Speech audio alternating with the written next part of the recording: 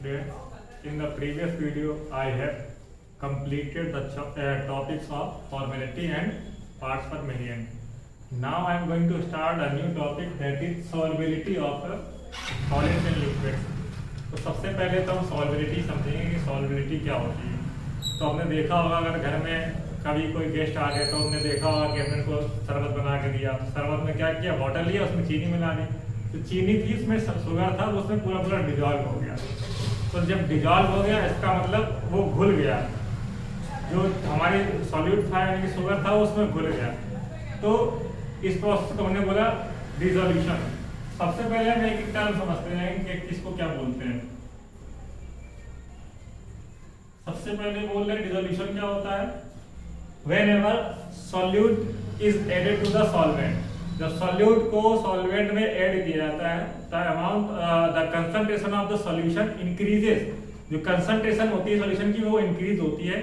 This process is called dissolution। उस process को हम बोलते हैं dissolution। ठीक है, तो पहला टर्म समझा इसमें dissolution। जब कभी आपने देखा होगा कि अगर रसगुल्ले बन रहे हैं तो रसगुल्ले बनने में क्या देखा होगा, उसमें चीनी बहुत ज्यादा डाली जाती है और पानी जिसको हीट करते रहते हैं। डालने के बाद चीनी जब उसमें ज्यादा पड़ जाती है तो उसको ठंडा कर दिया जाता है। ठंडा करने में आपने देखा होगा जो शुगर है कुछ क्रिस्टल के फॉर्म में बाहर आ जाती है, तो उसको क्रिस्टलाइजेशन बोलते हैं। तो जब कभी भी सॉल्यूट के पार्टिकल प्रेसिपिटेटेड हो जाते हैं, सॉल्वेंट से बाहर आ जाते हैं, उस प्रोसेस को बोलते हैं क्रिस्टलाइजेशन। दूसरा वर्ड यहाँ पे हम क्या देख रहे हैं, क्रिस्टलाइजेशन। क्रिस्टलाइजेशन क्या हो गया हमारा, whenever the solute is get precipitated out from the solution, उसको बोल रहा है this process is called crystallization। उसको हमने बोला क्या, क्रिस्टलाइजेशन बोला। तो ये आपको उसमें लिखने हैं। तो फिर आपने ये भी देखा होगा कि सारी चीजें वाटर में नहीं घुलती हैं, कुछ चीजें दूसरी चीज में सॉल्वेंट में घुल सकती है। जैसे कि अगर ऑयल लेंगे तो ऑयल उसमें नहीं घुलता है, वाटर में एक सेपरेट लेयर बना लेता है। तो कुछ कंपाउंड के लिए एक स्पेसिफिक सॉल्वेंट होना चाहिए जिससे वो घुलता है। तो जैसे कि वाटर में क्या होता है, शुगर सॉल्ट वगैरह घुल जाते हैं। तो जो ये हमारे कंपोनेंट है इनको लाइक डिजॉल्व लाइक बोलते हैं। जो हमारे वाटर और शुगर है ये हमारे लाइक डिजॉल्व लाइक है। इसी तरह से नेफ्थलीन और एंथ्रासीन है, ये वाटर में डिजॉल्व नहीं होते हैं। टर्म लिख दे रहे हैं, क्या होता है, नेफ्थलीन होता है हमारा, नेफ्थलीन। दूसरा होता है एंथ्रासीन, एंथ्रासीन। जो ये होते हैं हमारे, ये किसमें, ये हमारे बेंजीन में डिजॉल्व होते हैं। तो नेफ्थलीन और बेंजीन में हमारे डिजॉल्व होते हैं। ये तो हमारे लाइक डिजॉल्व लाइक हैं हमारे, ये नेफ्थलीन और बेंजीन ये लाइक डिजॉल्व लाइक हैं। तो ये लाइक डिजॉल्व लाइक कैसे होते हैं, तो इसको थोड़ा और डीपली समझते हैं। जो पोलर सॉल्यूट होते हैं पोलर सॉल्वेंट में डिजॉल्व होते हैं, जो नॉन पोलर सॉल्यूट होते हैं वो नॉन पोलर सॉल्वेंट में डिजॉल्व होते हैं। तो सबसे पहले हम पोलर और नॉन पोलर का मतलब समझेंगे क्या होता है। जो पोलर और नॉन पोलर का मतलब है, तो जनरली पोलर से मतलब है डाइपोल मूवमेंट। आपने सुना होगा डाइपोल मूवमेंट। डाइपोल मूवमेंट का मतलब क्या है, जैसे उसमें दो पोल अराइव हो जाते हैं। और दो पोल का मतलब है कि जैसे कि एक रस्सी है, अगर उसमें दोनों इक्वल फोर्स लग रहा है तो वो बैलेंस रहेगी, लेकिन अगर इक्वल फोर्स नहीं लग रहा है तो हम उसको पोलर बोल रहे हैं, क्योंकि वो बैलेंस नहीं है, इसलिए उसको पोलर बोल रहे हैं। और जो नॉन पोलर है यानी कि उसमें इक्वल फोर्स लग रहा है तो वो हमारी नॉन पोलर हो जाएगी। तो इसी तरह से यहाँ पे लेते हैं, जो वाटर है हमारा, ये H2O है हमारा, इसमें इक्वल फोर्स ये लग रहा है, इसमें डाइपोल मूवमेंट है, क्योंकि इसकी और इसकी स्ट्रेंथ अलग अलग है, इसलिए इसकी डाइपोल मूवमेंट इसमें होगा। डाइपोल मूवमेंट का मतलब क्या है, डाइपोल मूवमेंट का मतलब है चार्ज इनटू उसकी बीच की कितनी डिस्टेंस है। तो जितना ये इधर खींच रहा है ये माइनस लगाएगा तो इस पर प्लस हो जाएगा। तो दो पोल राइज हो गए, एक इधर पॉजिटिव पोल हो गया, इधर नेगेटिव पोल हो गया, इसलिए पोलर है क्योंकि इसका कुछ ना कुछ डाइपोल मूवमेंट है। इसी तरह से जो NaCl वगैरह होता है ये हमारा आयनिक कंपाउंड है, ये भी पोलर होता है, तो ये इसमें डिसॉल्व हो जाता है। तो जनरली क्या होता है, जनरली की बात कर रहे हैं क्योंकि कहीं कहीं एक्सेप्शन भी मिल जाते हैं। जनरली क्या होता है, जो पोलर सॉल्यूट है वो पोलर सॉल्वेंट में डिसॉल्व होते हैं, और जो नॉन पोलर सॉल्यूट है वो नॉन पोलर सॉल्वेंट में डिसॉल्व होते हैं। तो हमें इसी को हम बोलते हैं like dissolve like. Like dissolve like क्या है। इसके बाद तीसरा टर्म हमारा आता है like dissolve like. Dissolve like इसको कैसे समझाएंगे, whenever polar solute dissolve in polar solvent and non polar solute dissolve in non polar solvent, this is called like dissolve like। उसको हम क्या बोलेंगे, like dissolve like। तो जो डिजॉल्व हो रहे हैं हमारे, डिजॉल्व होने का मतलब क्या है, सोल्यूबल हो रहे हैं। डिजॉल्व मतलब सोल्यूबल हो जाते हैं, घुल जाते हैं। तो सॉल्वल हो जाते हैं, तो वहां से एक हमारा आया सॉल्वेबिलिटी, भाई कितना घुल सकता है। ऐसा तो नहीं है कि हम एक बोरी चीनी 1 लीटर पानी में डाल दें तो घुल जाएगी, तो उसके लिए कितना घुल सकता है, उसके लिए हमें अमाउंट कैलकुलेट करनी होती है एक फिक्स टेम्परेचर पे, फिक्स कंडीशन पे, फिक्स प्रेशर पे।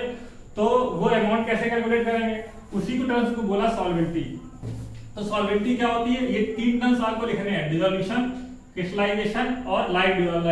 लाइट डिसॉल्व में आप ये एग्जांपल लिखेंगे naphthalene anthracene dissolve in benzene, और इसमें भी दूसरा एग्जांपल लिखेंगे NaCl डिसॉल्व इन वाटर।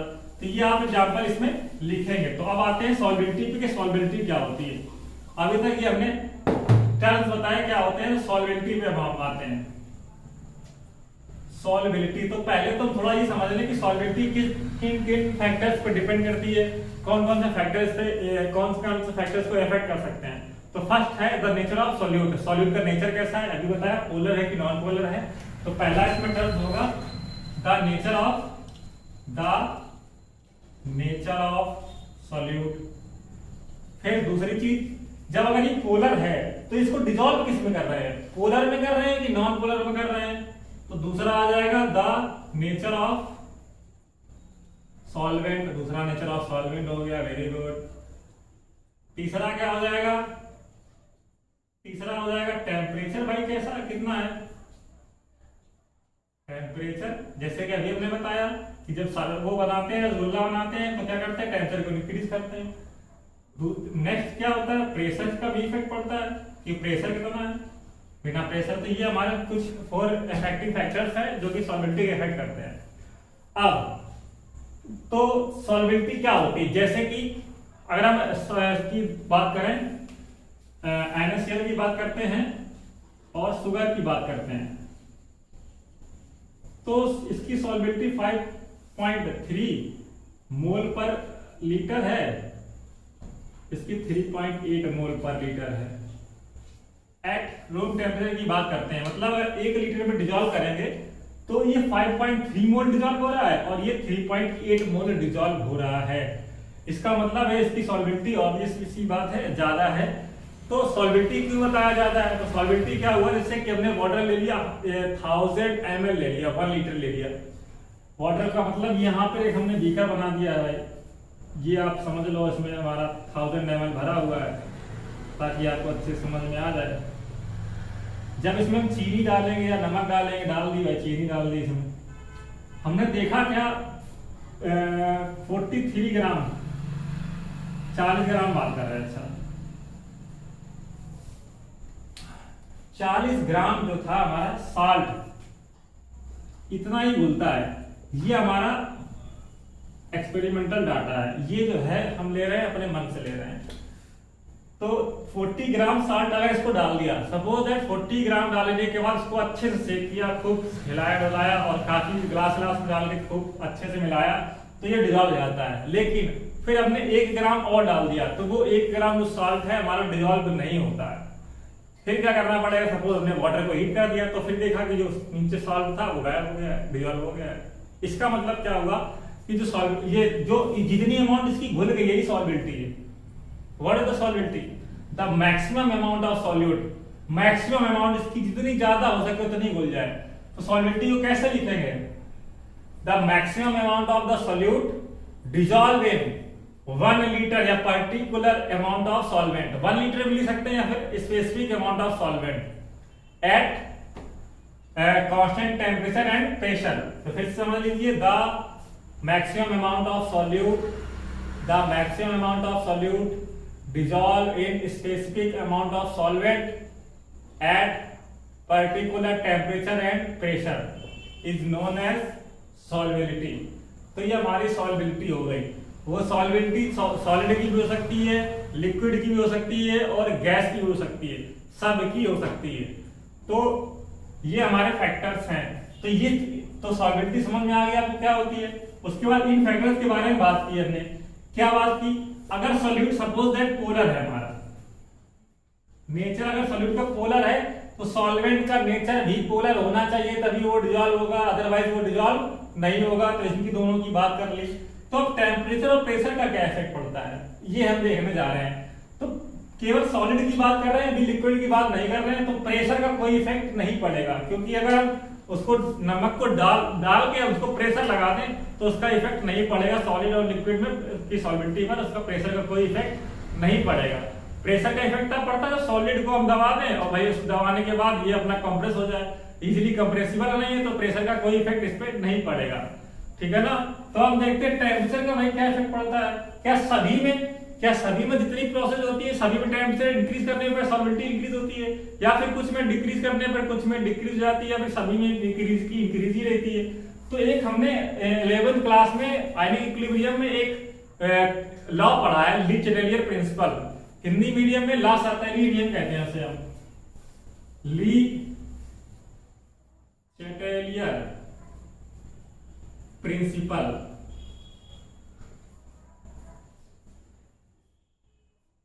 तो उस टेम्परेचर का इफेक्ट समझने के लिए सबसे पहले इस प्रिंसिपल को समझना पड़ेगा। तो ये प्रिंसिपल क्या कहता है, इसके 3 पॉइंट थे, तो केवल हम टेम्परेचर की बात करेंगे। अगर कोई रिएक्शन हो रही है, कह रहा है अगर कोई रिएक्शन हो रही है तो ठीक है, हो जाने दो भाई, C+D है। कह रहा है अगर इसमें हीट निकल रही है, अगर इधर हीट निकल रही है, इसका मतलब डेल्टा H जो है हमारा नेगेटिव है। तो टेम्परेचर बढ़ाने से, ध्यान समझिए, टेम्परेचर बढ़ाने से जो रिएक्शन है वो बैकवर्ड होगी, ये कंडीशन है। टेम्परेचर इंक्रीज करेंगे रिएक्शन पीछे होगी, यानी कि ये ज्यादा मिलेगा। टेम्परेचर डाउन करेंगे तो रिएक्शन आगे मिलेगी। ये केवल 3rd पॉइंट की बात कर रहा है ली चैटेलियर प्रिंसिपल का, वो इसलिए क्योंकि इसमें इंपॉर्टेंट है। बाकी ली चैटेलियर प्रिंसिपल क्या होता है वो हमारे आप वीडियो में देखिएगा। उसके बाद जैसे कि अब मान लीजिए दूसरी रिएक्शन है, इसमें हीट ये एब्जॉर्ब कर रहा है, तो यहां पे देखिए C+D होगा, इसमें डेल्टा H कैसा हो जाएगा, पॉजिटिव हो जाएगा। तो इसमें क्या हो रहा है, पॉजिटिव हो जाएगा। तो इसमें टेम्परेचर बढ़ाने से इन्होंने बताया कि जो रिएक्शन कैसी होगी, फॉरवर्ड होगी। तो हम सॉल्वेंटी की बात करते हैं, यहाँ पे इसी टॉपिक बात करते हैं। सॉल्वेंटी का मतलब ये हमारा रिएक्टेंट था, वाटर शुगर मिला दिया, रिएक्टेंट हो गया, प्रोडक्ट हो गया। तो प्रोडक्ट में देख रहे हैं कि अगर डेल्टा H निगेटिव है मतलब हीट रिलीज हो रही है, मतलब एक्सोथर्मिक है। अगर एक्सोथर्मिक है तो टेम्परेचर डाउन करने पर ही रिएक्शन क्या होगी, फॉरवर्ड जाएगी। यानी कि जब भी सॉल्वेंटी में हम अगर मिलाएं, अगर हमें बीकर गर्म मिल जाए तो उसको टेम्परेचर बढ़ा देंगे, उसकी सॉल्वेंटी कम हो जाएगी। जब भी बीकर में कोई चीज मिलाएं, अगर हमें बर्तन ठंडा मिल गया क्योंकि हीट एब्जॉर्ब कर रहा है, तो उसकी टेम्परेचर बढ़ाएंगे तो हीट क्या हो जाएगा, टेम्परेचर बढ़ाने से सॉल्वेंटी बढ़ जाएगी। तो यहाँ पर देख रहे हैं जो ये कंडीशन था, ये वाला देख रहे हैं, temperature increases with increase the solubility of solid in liquid while reaction is endothermic. जब रिएक्शन एंडोथर्मिक होगी तब टेम्परेचर को इंक्रीज करेंगे, तो इंक्रीज करने के बाद उसकी सॉल्वेंटी बढ़ जाएगी। लेकिन जब टेम्परेचर को इंक्रीज करेंगे तो सॉल्वेंटी डिक्रीज भी होती है, एक्सोथर्मिक। तो क्या करेंगे, व्हाइल एंड एक्सोथर्मिक रिएक्शन जो सॉल्वेंटी है वो decreases with increase in temperature, वो इंक्रीज करने के साथ डिक्रीज भी हो जाती है। तो ये हमारा सॉल्वेंटी का सॉलिड का था। तो जैसा कि ये बताया, अभी हम आपको एक ग्राफ बनाएंगे, उसी ग्राफ से आपको पूरा क्लियर हो जाएगा कि ग्राफ में किस तरह का सॉल्वेंटी है। तो हमारे पास ये ग्राफ दिया गया है, कुछ डिफरेंट हमारे कंपाउंड है उनके ग्राफ दिया गया है। तो यहाँ से हम ऑब्जर्व कर सकते हैं ये हमारे एक्सपेरिमेंटल ग्राफ है। जैसे कि हम देख रहे हैं कि यहाँ पर सॉल्वेंटी, यहाँ पर टेम्परेचर है। अगर टेम्परेचर इंक्रीज हो रहा है तो क्या सॉल्वेंटी देखिए कैसी फर्क पड़ रही है। सबसे ज्यादा सॉल्वेंटी सिल्वर नाइट्रेट की होती है टेम्परेचर की। उसके बाद KI सॉल्युबल है, उससे कम हमारा सोडियम नाइट्रेट और अमोनियम क्लोराइड और पोटेशियम क्लोराइड। जो इनकी देख रहे हैं, इनकी सॉल्वेंटी देखिए कितनी कम है, हमारे 50 ग्राम या 100 ग्राम लिखा है। 100 ग्राम में कितनी सॉल्वेंटी हो रही है हमारी। ये सोडियम क्लोराइड लिखा है, उसके बाद लिथियम सल्फेट लिखा, इसे इरिडियम सल्फेट हो गया। तो इस तरह के हम ग्राफ से देख सकते हैं कि हमारी सॉल्वेंटी है। तो ये हमारा देख रहे हैं जो ये हमारा यूनिफॉर्म ग्राफ है, यूनिफॉर्म ग्राफ। और हमारा यूनिफॉर्म अगर ग्राफ नहीं है, दूसरा तरह का ये ग्राफ इस तरह से वैरी भी कर सकता है।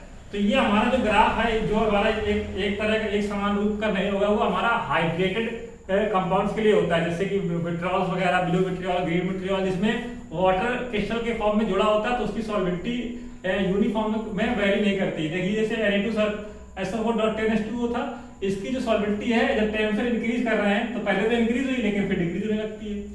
इसी तरह कैल्शियम क्लोराइड .6H2O था, पहले इसकी क्या हो रही सॉल्वेंटी, इसकी वेरी कर रही, पहले यहाँ तक बढ़ रही है इस तेजी से, फिर और तेजी से बढ़ रही है, फिर और तेजी से बढ़ रही है।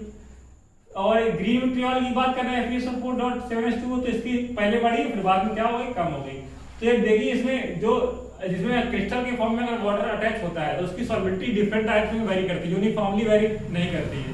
तो यहाँ पे जो इसकी कैल्शियम क्लोराइड की ये बढ़ रही है, बाकी जो इसकी है डिक्रीज हो रही है, हमारा एक्सपेरिमेंटल डाटा है। तो कहने का मतलब ये है कि जो हमारी सॉल्वेंटी है वो यूनिफॉर्मली भी इंक्रीज हो सकती है और नॉन यूनिफॉर्मली भी इंक्रीज होती है, या नॉन यूनिफॉर्मली होती वेरी होती है। तो यहाँ पे नॉन यूनिफॉर्मली इंक्रीज हो रही है, इंक्रीज हो रही है बट नॉन यूनिफॉर्मली, यहाँ पर इंक्रीज हो रही है, यूनिफॉर्मली इंक्रीज है, ठीक है ना। तो आज हमने क्या देखा, सॉल्वेंटी ऑफ सॉलिड देखा, और सॉल्वेंटी ऑफ लिक्विड BC हमने थोड़ा समझ लिया कि सॉल्वेंटी ऑफ लिक्विड क्या होता है। तो इसके बाद नेक्स्ट टॉपिक में हम आपको बताएंगे सॉल्वेंटी ऑफ गैस, उसके साथ में कौन सा साइंटिस्ट है, उन्होंने कौन सा रोल दिया जिसकी वजह से गैस जो है सॉल्युबल है, और क्या क्या फैक्टर्स थे उस पर, वो डिस्कस करेंगे। और हमारा चैनल में जो नए हैं वो हमारे चैनल को सब्सक्राइब करें, जिससे जुड़ी अपडेट आपको मिलती रहे। Thank you.